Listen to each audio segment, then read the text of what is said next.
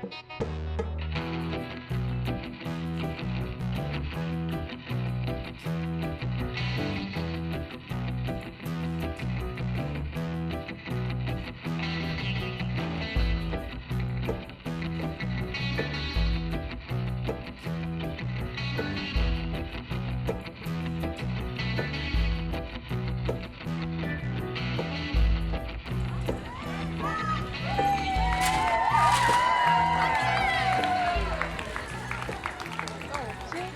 est votre nom et votre titre en lien avec votre travail?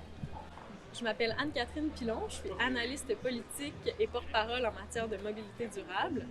Et aujourd'hui, je suis ici comme co-organisatrice de la Fête du vélo de Sherbrooke qui vit sa 6e année. Moi, je suis co-organisatrice depuis 5 ans. Cette année, on a vraiment voulu être sur la rue Alexandre pour redonner l'espace public aux cyclistes, aux piétons, piétonnes, pour réoccuper l'espace. Puis ça crée même de la grogne auprès des automobilistes. On a reçu toutes sortes d'insultes parce que c'est inacceptable, selon certains, qu'on utilise cette rue-là une journée par année pour d'autres modes de transport. C'est dommage, mais je pense que c'est une idée qui va faire son chemin. Puis on a vraiment envie d'habiter la ville différemment. Puis c'est une façon de rendre la ville à échelle plus humaine, finalement. Je suis Élisabeth Brière, députée fédérale de Sherbrooke. Pourquoi êtes-vous à cet événement aujourd'hui?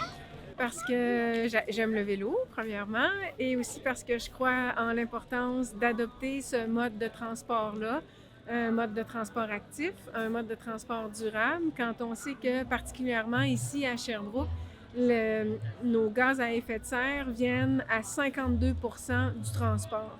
Donc, si on est capable de diminuer le nombre de voitures sur nos routes, d'augmenter le nombre de vélos, bien, on va avoir tous contribué à notre effort pour lutter contre les changements climatiques. Je ne sais pas trop comment je pourrais expliquer qu'il y a un manque de civilité ou de respect envers les vélos. Mais je pense que de règle générale, même entre autos, on en voit plus aussi. Donc, c'est certain que les gens... Là, on le voit encore plus depuis le retour des vacances. Je pense qu'on est rendu à mi-septembre, puis déjà dans les 2-3 dernières semaines, ça m'est arrivé une fois de me faire passer au ras des poignets par un auto. Donc, tu sais, ça revient plus. Pendant les vacances, j'ai l'impression que les gens étaient plus zen, plus calmes.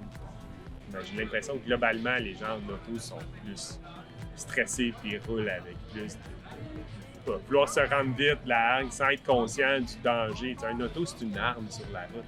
Si tu cognes quelqu'un, ça fait mal, c'est dangereux.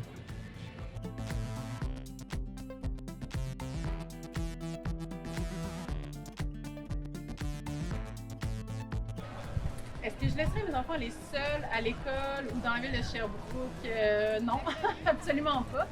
En plus, ils sont excellents. Ils ont toujours fait du vélo. À 18 mois, ils se déplaçaient à la garderie à vélo, mais les infrastructures sont manquantes. La culture aussi entre cyclistes et automobilistes, elle n'est pas encore implantée. Il y a des améliorations, mais il en manque énormément. Donc, mes enfants sont prêts à faire ça, absolument, mais l'univers sherbrookois est incapable de recevoir de jeunes cyclistes de manière sécuritaire en ce moment.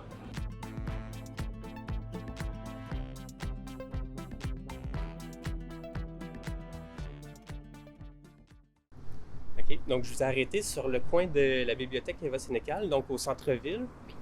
C'est-tu un endroit que vous fréquentez beaucoup? Est-ce que vous auriez aimé être à vélo ici? Oui, c'est un endroit que je fréquente tous les jours de la semaine. Puis, ce qui vous empêche, est-ce que c'est les infrastructures ou peut-être le civisme entre automobilistes puis vélo? Ben, je pense que c'est un peu des deux. En fait, ce qui m'empêche, c'est que le chemin que je dois emprunter pour me rendre de la rue Victoria jusque sur la rue King, c'est pas des intersections qui sont standards, si on peut dire comme ça. Il y a beaucoup de voies, des fois plus que 4, et c'est dur de comprendre un peu les lumières, passages piétons, les priorités aussi, c'est pas toujours respecté. Donc en vélo, c'est encore plus chaotique qu'à pied, là. Puis est-ce que vous, si vous avez des enfants, est-ce que vous les laisseriez se promener seuls à Sherbrooke? Ça dépend dans quel coin, mais pas dans le coin que j'emprunte à chaque jour pour aller au travail sur la rue King. Donc pas au centre-ville? Non, pas au centre-ville, absolument pas. Puis parlant de centre-ville, est-ce que vous laisseriez vos enfants, si vous en avez, ou des jeunes faire du vélo seuls? Si j'avais des enfants, clairement, je ne les laisserais pas venir au centre-ville à vélo. Principalement à cause des intersections qui sont confondantes, comme il y a celle de King juste là, que si on ne prend pas la lumière, c'est clairement très dangereux. Puis aussi celle du boulevard Portland un peu plus loin, qu'il faut descendre de son vélo, faire un bout sur le trottoir, rembarquer, prendre la lumière. trop de choses qu'on peut faire mal pour que ça fonctionne bien, je dirais. Là. Quel est votre rapport avec le vélo? Bon, moi, j'aime beaucoup faire du vélo. Tout le temps du vélo. Mon rapport avec le vélo, c'est autant un loisir qu'un moyen de transport. Je dirais que maintenant qu'on a des enfants, ça devient 90% du temps un moyen de transport. La piste ici à l'envers, je l'aime pas beaucoup parce qu'elle débouche pas à l'autre bout. Puis ici, j'ai pas le droit, je suis sur un trottoir, mais c'est enligné sur la piste cyclable. Fait que c'est mal fait, mais c'est amusant. Heureusement, à Sherbrooke, de plus en plus des initiatives pour nous permettre de rouler sur la route. Mais avec des enfants, je me sens pas en sécurité de rouler sur des artères qui ne contiennent pas un accotement fixe au sol avec une ligne peinturée ou même des poteaux qui sont installés pour assurer une bande protectrice. Donc, je préfère prioriser les pistes cyclables. Au niveau de la sécurité pour les vélos à Sherbrooke, je pense qu'on a encore beaucoup à faire. On a vu là, dans les nouvelles infrastructures qui ont été mises en place qu'on fait une place importante aux vélos et ça, c'est très positif. Mais ça prend plus de pistes cyclables, ça prend plus de bandes cyclables aussi. Quel travail encore il y aurait à faire là, dans la ville de Sherbrooke?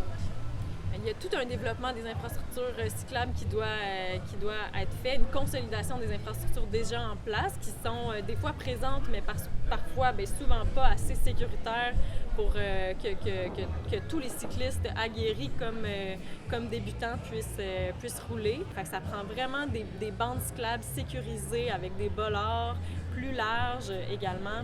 Puis là, on voit que c'est à venir, mais on est content de voir des commerces de conversion de vélos électriques s'installer à Sherbrooke. Puis le projet de vélo libre-service avec assistance électrique, ça va aussi donner une belle impulsion là, à tout l'univers du vélo, on espère.